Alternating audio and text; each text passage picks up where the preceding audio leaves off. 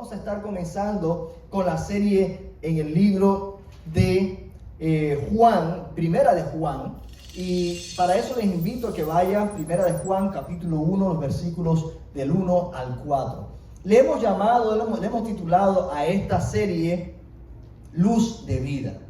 Hay dos palabras claves que Juan usa constantemente en esta carta. Se conocen como cartas, pero si ustedes ven el formato, no parece realmente una carta porque no tiene saludos, salutaciones, no hace referencia del autor, no hace referencia del destinatario. No tiene un formato de cartas, más bien parece un sermón, más bien parece un documento que fue repartido en las iglesias, en algunas iglesias de Asia Menor en aquellos tiempos. Juan escribe esto para alentar a algunos creyentes a vivir de acuerdo con la luz de Cristo. Él dice que Dios es luz, la luz lo revela todo, la luz te ayuda a ver la realidad de quién eres, dónde estás. Y es importante que veamos, que sepamos dónde estamos para saber hacia dónde vamos. Si usted no sabe, no conoce su realidad, usted no puede mejorar ni empeorar, usted no sabe dónde está, ¿verdad? Así que es importante de que entendamos que Jesús es esa luz de vida, es el verbo a través del cual Dios se ha revelado y Él es la máxima revelación de Dios. Lo que conocemos como la primera carta de Juan, como ya dijimos, acabo de mencionar, es más bien un tratado teológico, es una exposición teológica de Juan a estas iglesias que estaban necesitando instrucción, consejo. Había algunas corrientes doctrinales, falsas doctrinas, ya desde ese entonces, desde el primer siglo, que estaban tratando de alejar a los creyentes del primer siglo de la fe en Jesucristo. Así que Juan les escribe este tratado y les toca diferentes temas que tienen que ver con esto. Juan, como conocemos, fue uno de los 12 apóstoles de Jesucristo. Fue también el que escribió el cuarto evangelio que conocemos, el evangelio de Juan. Este discípulo, él mismo decía que él era el discípulo al cual el Señor amaba. Se conoce como el discípulo amado. Es uno de los que forman parte del círculo más íntimo entre los 12 discípulos. Pedro, Jacobo y Juan estaban siempre con el Señor, eran los tres más cercanos al Señor, que estuvieron en momentos determinantes, importantes, como en el monte de la transfiguración, vieron a Jesucristo transfigurarse y así por el estilo. Así que Juan escribe el evangelio, y cuando vemos y leemos este tratado de Juan, nos damos cuenta que tiene mucha similitud. Algunas expresiones que usa, hijitos míos, y esta expresión de os he escrito, hijos, os he escrito para que, etcétera, etcétera, etcétera. Esas expresiones son típicas de Juan y se ven tanto en el evangelio como en este tratado. Otra cosa importante es que él es prácticamente el único que habla de Jesús como el verbo que se hizo carne, Dios mismo hecho carne, la palabra viva en Jesucristo. Así que él habla de Jesucristo como el verbo.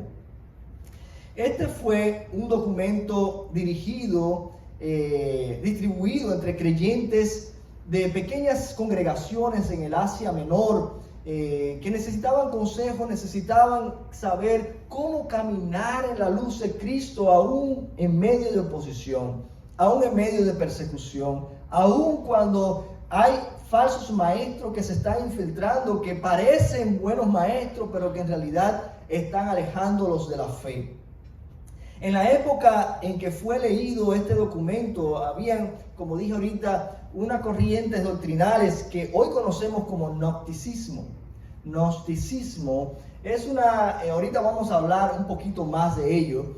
Y Juan, al escribir esto, nos vamos a dar cuenta en el transcurso del tiempo, Juan toca puntos claves que combaten, que enfrentan, desafían esas falsas doctrinas y desafían al creyente a vivir en fidelidad al Señor. Juan mismo revela algunos propósitos de este testimonio escrito en sus enseñanzas. Él dice, por ejemplo, en el primer capítulo, en el versículo 3, dice, para que tengan comunión con el Padre y entre los creyentes. En el capítulo 1 también, el versículo 4, dice, para que tengan gozo. En el capítulo 2, versículo 1 y 2, dice, para que no pequen. En el capítulo 2, versículo 26, él dice, para vencer el error. En el capítulo 5, 13, él dice también, para que tengan seguridad. Así que él mismo en ese tratado, él expresa las razones por las cuales él ha escrito este sermón, este tratado, esta carta que ha sido distribuida por diferentes iglesias. Se cree que el apóstol Juan escribió este documento mientras ministraba en Éfeso, alrededor de los años 90 después de Cristo. Tanto el Evangelio de Juan como en este tratado y en las demás cartas subsiguientes, vemos como Juan, que al principio, según otros documentos no bíblicos, hablan de él como una persona de un carácter fuerte, rudo, así como Pedro. En esa carta se ve una persona tierna, hijitos míos amados. Esas palabras que constantemente él repite y hace ver al creyente con cuánto amor él escribió esta carta, cuál es su motivación sincera y su deseo de ver a esos hermanos crecer en la fe, caminando y viendo resultados en su vida espiritual. Así que algunos de los temas que se destacan en este libro son, en primer lugar, la naturaleza de Dios. Él habla también acerca del amor, habla acerca de la comunión con Dios y con el prójimo, la vida verdadera, características del Hijo de Dios, la radicalidad de la fe, el anticristo. Él menciona estos temas y nosotros vamos a irlo viendo en la medida que vayamos avanzando en nuestros estudios. Algunas características de estos escritos de Juan es el uso constante de antítesis. Antítesis son cosas que hacen contraste el uno con el otro. Por ejemplo, él habla de la luz y las tinieblas, ¿verdad? El que anda en luz o el que anda en tinieblas. Él habla acerca de la verdad y la mentira. Él habla acerca de la vida y de la muerte. Y él establece esos contrastes. El Hijo de Dios, el Hijo del diablo. Entonces vemos que Juan es uno bien práctico. Él escribe de una manera tan práctica que te ayuda a ti y a mí a definir dónde estamos. ¿Dónde estamos parados? ¿Cuál es nuestra posición hoy? ¿Qué necesito cambiar? Porque antes de cambiar yo necesito saber dónde estoy posicionado. Así que este libro de Juan nos va a ayudar a cada uno de nosotros a ver cuál es nuestra realidad, dónde estamos, para que podamos avanzar. Vamos a leer los versículos del 1 al 2 y así vamos a comenzar, vamos adentrándonos en la palabra. Y dice así la palabra de Dios en este texto, primera de Juan 1, versículos del 1 al 2. Leo: lo que era desde el principio, lo que hemos oído, lo que hemos visto con nuestros ojos, lo que hemos contemplado y palparon nuestras manos tocante al verbo de vida, porque la vida fue manifestada y la hemos visto y testificamos y os anunciamos la vida eterna, la cual estaba en el Padre y se nos manifestó. Juan se refiere al Hijo de Dios como el verbo encarnado, el cual es la máxima revelación de Dios. ¿Tú quieres saber cómo es Dios? Lee acerca de la vida de Jesucristo. Cristo es vital en nuestra fe, en nuestra vida cristiana. Si nosotros decimos simplemente que creemos en Dios, no estás diciendo nada que difiera de lo que el mundo dice. Porque todo el mundo dice, yo creo en Dios. Casi todo el mundo dice, yo creo en Dios. Incluso aquellos que dicen, yo soy ateo, yo no creo en ningún Dios. ¿Sabes cuál es su Dios? Él mismo. Esa misma persona se constituye su propio Dios.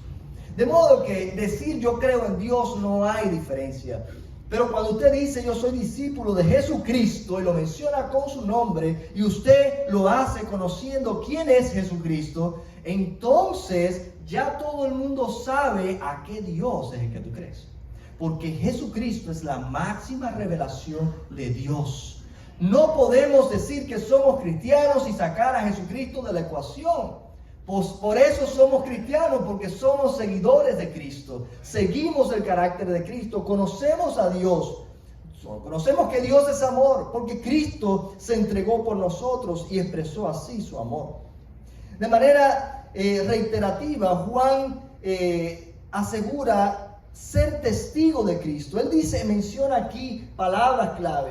Él menciona lo que he visto, lo que he oído, lo que he tocado, lo que palparon nuestras manos tocante al verbo de vida.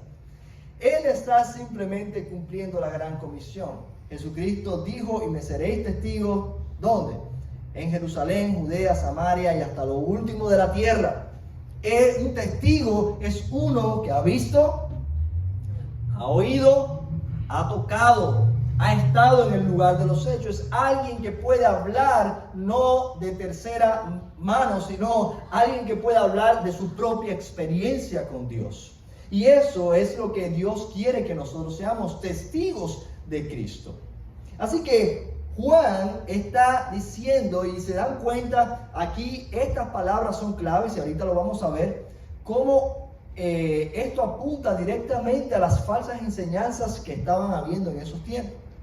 ¿Verdad? Él dice, lo que he visto, lo que he oído, lo que he tocado, lo que han palpado nuestras manos, de eso estamos hablando. Eso es lo que les anunciamos. Juan Juan claramente está haciendo frente a una corriente doctrinal que ahora conocemos como gnosticismo. Por ejemplo, 4 cosas fundamentales que esta corriente doctrinal decían creer. Ellos decían que la materia es mala. La materia, todo lo que es materia es malo. En eso está el pecado. Y por tanto, si la materia es mala, Cristo no pudo haber venido en carne. Es imposible que Cristo se haya hecho carne, materia, porque la materia es mala. Ellos decían que la materia es mala, por tanto Cristo no pudo haber venido en carne. Así que Juan en este documento explica que la materia no es mala en sí misma, que en realidad no es la materia, sino el pecado que habita en nuestra naturaleza humana caída. Una piedra no peca. Un animal no peca, lo que pecan son nosotros. Los malos es nuestra naturaleza caída, es la que ha traído el pecado a la humanidad, cuando el ser humano se rebeló contra Dios. Esta falsa doctrina del gnosticismo dice que Cristo parecía ser humano, pero que no lo era. Es decir, lo que está diciendo, se decía ya desde principios, en el primer siglo, era que Jesucristo, que había venido en carne como hombre, no era realmente un hombre de carne y hueso. Era una visión. Era una visión. Jesucristo no había venido en carne. Era una visión. Juan, aquí en este documento, él dice que asegura que Jesús tenía un cuerpo verdadero, que experimentó un sufrimiento verdadero, y fue y murió una muerte real. Y resucitó. Si Jesucristo no vino en carne, nuestra fe está basada en el aire. No se basa en nada, porque precisamente Jesucristo se hizo hombre para, como hombre, sufrir, pagar el precio de tu pecado y el mío en la cruz del Calvario, si Él no vino como hombre, 100% hombre y 100% Dios, nuestra fe no tiene base. No tiene base. No hubo un sacrificio real. Entonces es importante esa doctrina. Así que Juan menciona esto y dice, no, el que no cree que Jesucristo no vino en carne, este es el anticristo. Ese es el espíritu del anticristo, el que no confiesa que Jesucristo no vino en carne. Por eso él hace estos apuntes claros y los deja bien claro. Él dice también esta doctrina, decía que el conocimiento de la verdad es lo que nos acerca a Dios. Los gnósticos creían que el conocimiento era lo que les acercaba más a Dios. Mientras más conocías acerca de la verdad, más cerca de Dios estaba. Pero no solo eso. Sí, hay que conocer la verdad, pero no todos pueden conocer la verdad. Solamente algunos iluminados. De modo que limitaba a los creyentes y les decía, no, solamente algunas personas súper iluminadas son las que tienen acceso a Dios porque tienen acceso a ese conocimiento. Y Juan aquí asegura que todos tenemos el Espíritu Santo que nos revela la verdad. Todos nosotros, todos los que han creído en Jesucristo, todos los que han puesto su corazón en las manos de Dios y han creído en Jesucristo, todos tienen el Espíritu Santo y pueden llegar a conocer la verdad. Y la verdad, dice, nos hace libres. La verdad que creemos del Evangelio nos da libertad, pero también nos da vida eterna en Jesucristo, nos da salvación eterna. Nosotros empezamos una relación con Dios cuando ponemos nuestra fe en Jesucristo y es suficiente. Muchos de nosotros empezamos y no conocíamos nada al principio, estábamos perdidos, sí, salvos, pero perdidos. ¿Qué significa esto? Y quizás muchos que recientemente comenzaron su fe en el Señor todavía están en pañales. Todos comenzamos así. Pero no es el conocimiento el que salva, es tu rendición a Jesucristo como Salvador. Luego empiezas a conocer, y es cierto, mientras más conoces acerca de la palabra de Dios, acerca del verbo de vida, más creces en tu intimidad con Dios, más crece tu fe. Pero no es que te vas a salvar por el conocimiento. Realmente ellos no ponían mucho énfasis en la obediencia al Señor. Y es por eso que Juan le dice, no es solamente decir, es hacer. Él aquí hace mucho hincapié a la necesidad de que no solamente hablemos de que somos cristianos y que sí. No. Es importante que lo que tú dices que eres, lo pongas en práctica. Porque esa es la manera más clara de comunicar tu fe y tu creencia. Juan estaba cumpliendo la gran comisión. Él estaba diciendo, yo estoy hablando de lo que he visto y oído. Aquellos gnósticos están diciendo de lo que ellos creen. Son filosofías, cosas que el ser humano en su sabiduría humana quieren darle solución a cosas que no entienden, misterios que no se les ha revelado. Pues de ahí surgió también la evolución, la teoría de la evolución. Bueno, como yo no quiero aceptar que Dios es el creador y como yo no entiendo eso de que Dios creó, vamos a inventar una teoría. Y el mundo hoy día vive en una burbuja, ¿cómo decir? Una fantasía, creyendo lo que quiere creer y no la verdad. Usted puede creer lo que usted quiera creer, pero la verdad no la cambia nadie. Usted puede creer lo que quiera creer, pero al final de cuentas, al final usted va a dar cuenta por la verdad que usted no quiso creer. De modo que Juan está alertando a la iglesia. Juan se está tomando el tiempo de decirle, mira, no todo lo que parece es. No se dejen llevar por algunos teólogos, grandes maestros que dicen tener la verdad y solamente los están apartando a ustedes de la verdad. Ahora, nosotros también hemos recibido la encomienda de Jesucristo de ser testigos. Juan estaba diciendo que yo estoy hablando, le estoy anunciando lo que he visto, lo que he oído, lo que palparon mis manos. Pero Jesucristo nos dice a nosotros también, ustedes son llamados a ser testigos de Jesucristo. Y me seréis testigos en Alapata, en Miami, en Florida, en Estados Unidos y fuera. ¿Hasta cuándo? Hasta el fin del mundo. ¿Cuánto tiempo? Mientras vivas aquí. Ahora, me pregunto yo, ¿qué hemos visto tú y yo? ¿Qué hemos oído tú y yo? ¿Qué han palpado nuestras manos? ¿Que podemos nosotros hablar?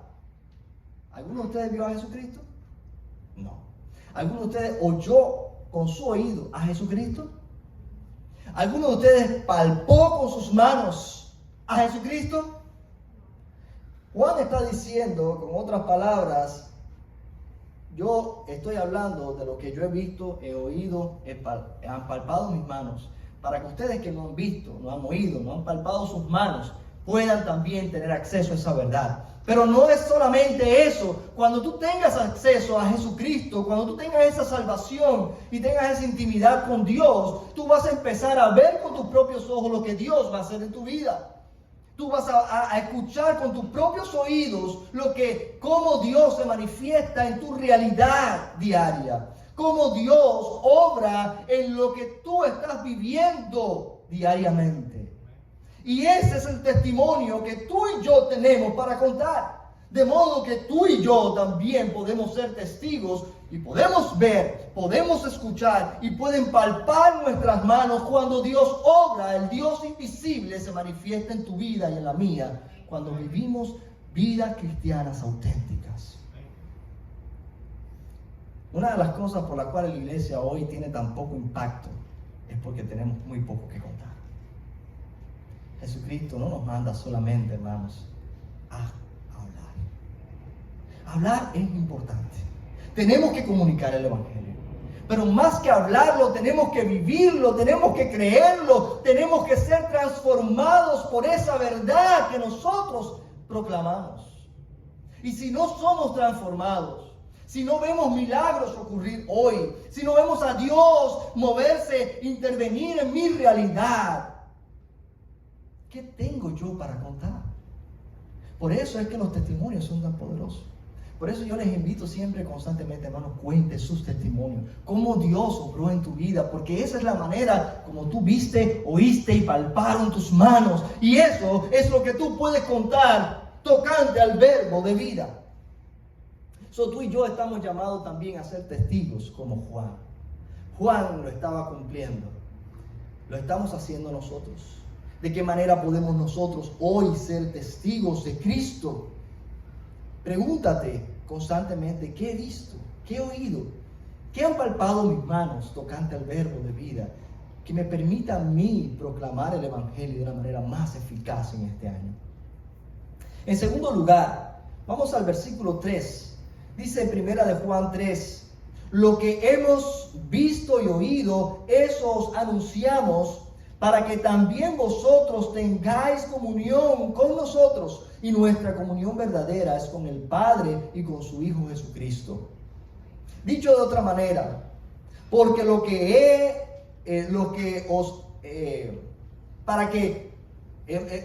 para que lo que no han visto ni oído ni tocado en primera instancia también tengan parte en el beneficio soberano que nos ha traído Jesucristo. Dios desea que tú y yo tengamos intimidad, comunión con Él en primer lugar, pero cuando usted tiene comunión con Dios, también puede tener comunión con otros cristianos. Dos creyentes pueden tener comunión cuando comparten una común salvación, cuando tienen ambos vida eterna en Jesucristo y tienen la morada del Espíritu Santo en ellos. Cuando usted es cristiano y tiene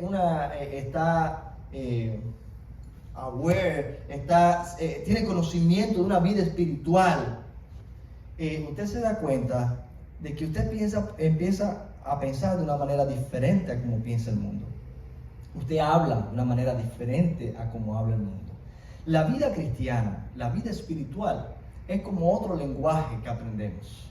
Es un lenguaje espiritual, que si usted está cerca de una persona que no entiende ese lenguaje espiritual, ustedes no pueden tener comunión. Cuando hablamos de los milagros que Dios puede hacer y una persona incrédula está al lado nuestro, dice, este está loco. Dice, mejor es estar lejos de esta persona. Pero cuando estamos todos sintonizados y conocemos ese lenguaje espiritual, usted y yo podemos entenderlo. Usted y yo podemos tener comunión. Pero Juan dice, y la comunión verdadera es con el Padre. Así que solamente podemos tener comunión usted y yo cuando primero tenemos comunión con Dios a través de la persona de Jesucristo.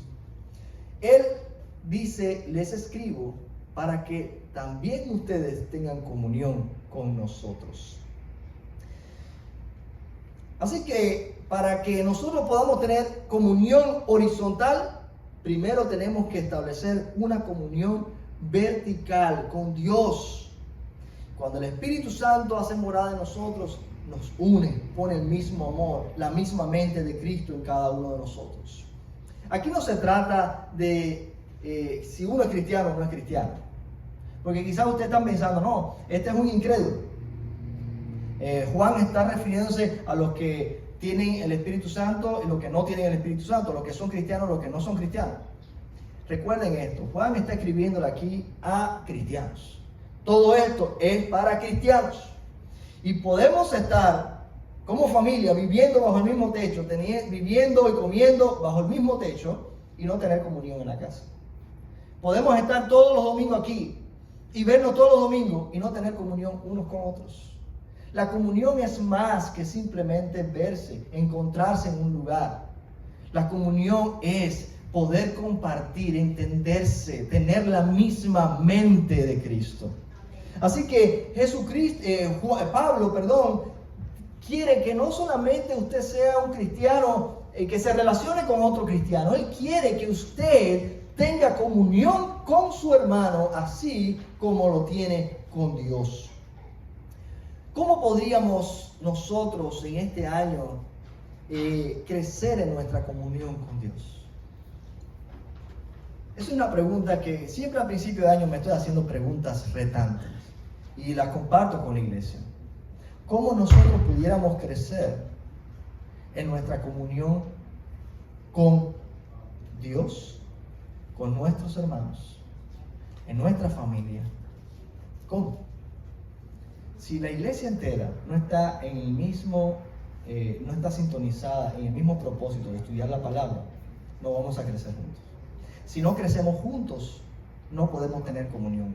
Porque uno va a estar en un nivel espiritual más arriba, otro más abajo. Muchos no van a entender el lenguaje espiritual. Así que quiero invitarles en este año, otra vez, y lo voy a seguir haciendo. Te vas a cansar, vas a tener que ir para otra iglesia. Porque mientras yo esté aquí, voy a seguir insistiendo constantemente. Necesitamos estudiar la palabra del Señor. Y eso toma tiempo. Eso requiere inversión de tu parte y de la mía. Eso requiere que te levantes, que te organices y saques el tiempo para estudiar la palabra. Únete a los grupos de impacto, ven a la casa del Señor, no faltes, no te pierdas la enseñanza que Dios tiene para cada uno de nosotros. Entonces, cuando crecemos todos en nuestra comunión con Dios, crecemos en nuestra comunión unos con otros. Yo alabo al Señor porque esta iglesia es una iglesia unida. Una iglesia donde el amor de Cristo se manifiesta. Una iglesia donde hay diversidad, pero que el amor de Cristo nos une y apenas se ve la diferencia entre unos y otros. La diferencia solamente está en los ojos, que algunos los tienen un poquito más estirados, otros la piel un poquito más clara que otros, unos más altos, otros más bajitos. Pero nosotros estamos unidos. ¿Por qué? Porque tenemos comunión con el Padre en primer lugar. Así que en este año podemos mejorar en eso. Y el último versículo, el versículo 4, también Juan nos expresa por qué ha escrito este documento. Dice, estas cosas os he escrito para que vuestro gozo sea cumplido. Por todo el mundo encontramos personas que por lo que luchan en la vida, el propósito por lo cual hacen todas las cosas que hacen, es para obtener felicidad. Todos estamos en busca de la felicidad. Algunos creen que para ser feliz necesitan comprar muchas cosas. Algunos creen que para ser felices necesitan viajar mucho. Algunos creen que para ser felices necesitan tener fama, popularidad. De modo que cada uno tiene sus propias metas, pero al final todas las metas redundan en una sola cosa: en busca de la felicidad, en busca del gozo que la gente desea encontrar y que no puede experimentar. La gente se cansa de buscar, y cuando llega al tope donde ya no hay más a dónde ir, mucha gente termina quitándose la vida. Porque ¿a dónde más voy a ir? ¿Qué más voy a hacer? Y está tan cerca, está tan accesible. Ese gozo no viene de las cosas materiales. Ese gozo viene de una relación con Dios. Así que Juan les dice: hermanos, les he escrito para que su gozo sea cumplido. Y hay una cosa muy triste, y es que muchos cristianos todavía no han encontrado ese gozo. Muchos cristianos no experimentan ese gozo. Muchos cristianos no tienen ese gozo constante. ¿Por qué? Porque a veces nos conformamos con nuestra posición como cristianos, pero no disfrutamos la vida cristiana. La vida cristiana, el sentido de la vida cristiana es que tú disfrutes también. No es una vida aburrida. ¿Por qué? ¿Por qué lo hacemos aburrido? ¿Por qué llenamos la vida cristiana de una lista enorme de se pueden y no se pueden? La vida cristiana no es para eso. La vida cristiana es para disfrutarla, para deleitarse en tu Creador, para deleitarse en el carácter de Dios. Deleítate a sí mismo, Jehová, y Él te concederá las peticiones de tu corazón. Deleítate, pero no nos deleitamos en Dios. Apenas meditamos en quién es Dios, apenas meditamos en el carácter de Dios, y cuando nos venimos a la casa por fin para alabar al Señor, yo veo a algunos así: santo, santo, santo. Cara de aburrido. Cuando usted está en la presencia de Dios, estamos supuestos a estar alegres, pero también emocionados y también excited, porque Dios está en medio de su pueblo. Tenemos que pedirle al Señor: Señor, lléname de ese gozo. Lléname de ese gozo. Alabar al Señor tiene un efecto poderoso. Un efecto poderoso. ¿Sabe qué tiene la alabanza? ¿Qué hace la alabanza tan poderosa? Cuando usted empieza a alabar a Dios, usted cambia el enfoque de su situación real, de lo que usted está viviendo, que no es una mentira, es una realidad. Puede que usted esté sufriendo, pero cuando usted empieza a alabar a Dios en medio del sufrimiento, usted dice: oh, tengo una carencia económica tremenda, pero Dios es el Rey. Ya cambió su atención. Ya usted no está pensando en su necesidad. Usted está pensando en que Dios es el Rey, es el dueño, es el creador.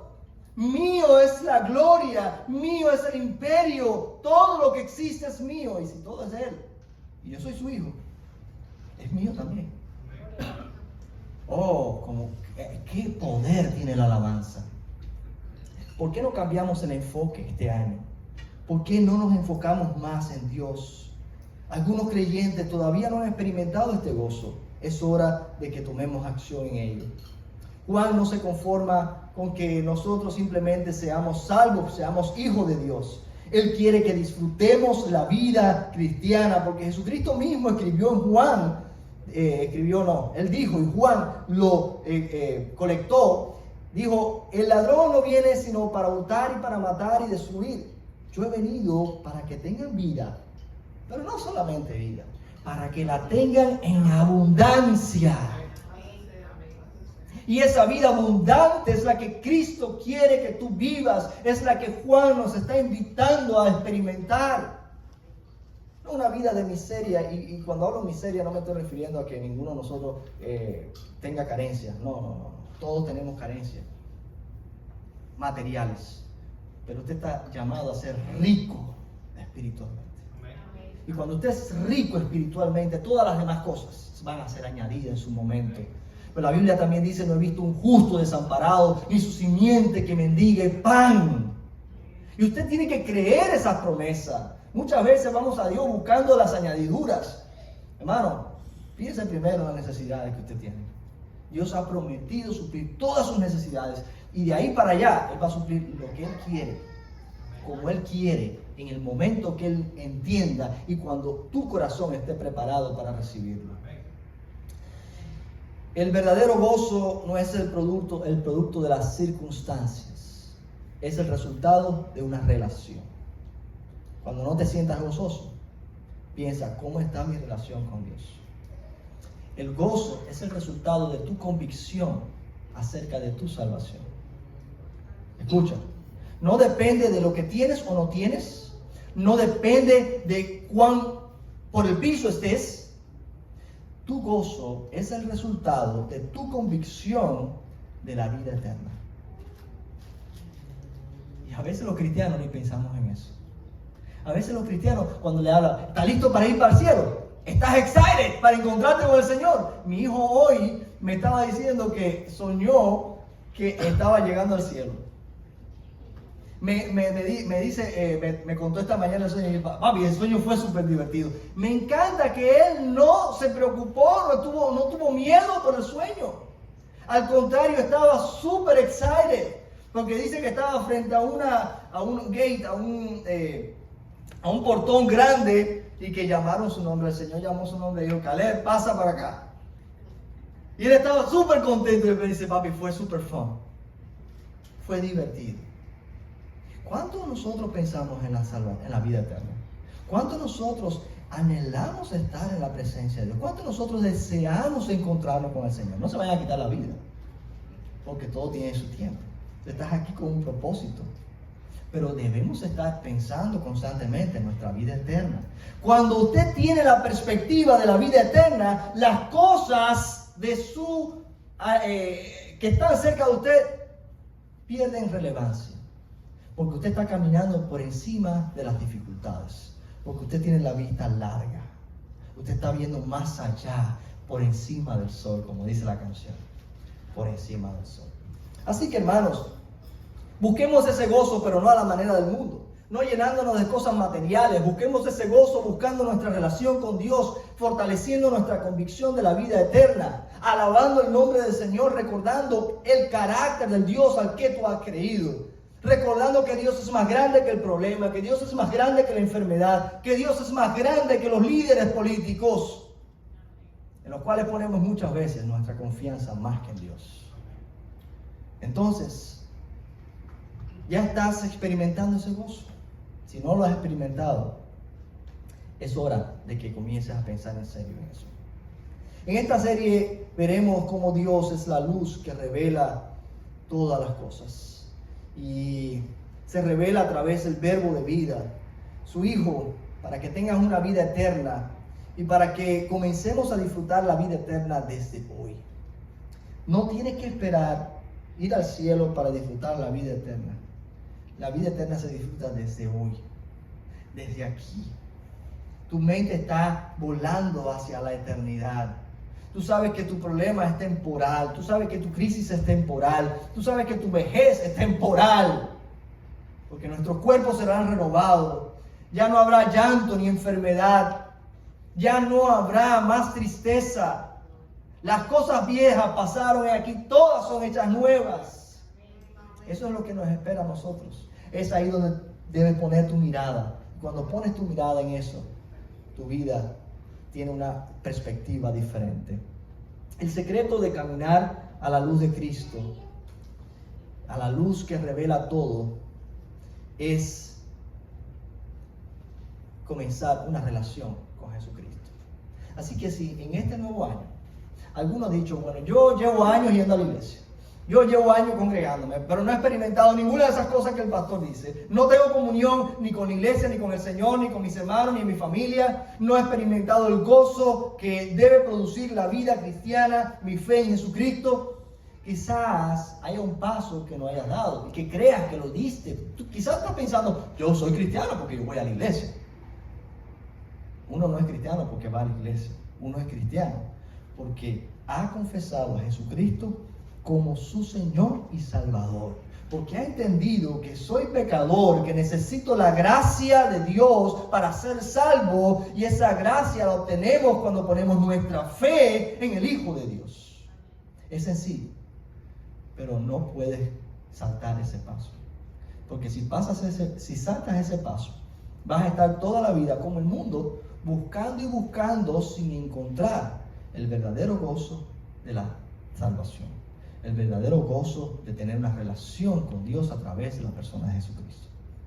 Así que mi invitación para ustedes, mi invitación para los que están conectados en las redes sociales, es que comenzando este año, des un paso, el pie derecho, si eres derecho, o el pie izquierdo si eres zurdo, pero que des un paso hacia adelante para confesar a Jesucristo como tu Salvador.